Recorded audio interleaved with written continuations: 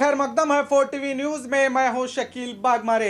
Nehru market मामला, high court का मध्यांतर आदेश। बीजापुर शहर के गांधी चौक के पास स्थित नेहरू मार्केट में कई सालों से व्यापारी तरकारी का व्यापार कर रहे हैं। इन व्यापारियों को जगह खाली करने के लिए जिला इंतजामिया ने सूचित किया था।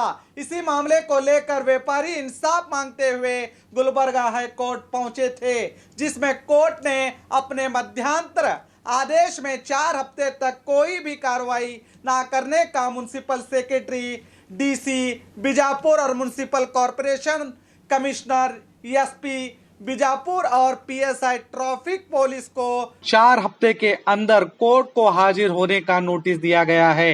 इस बीच कोई कार्रवाई ना करने का आदेश दिया गया है।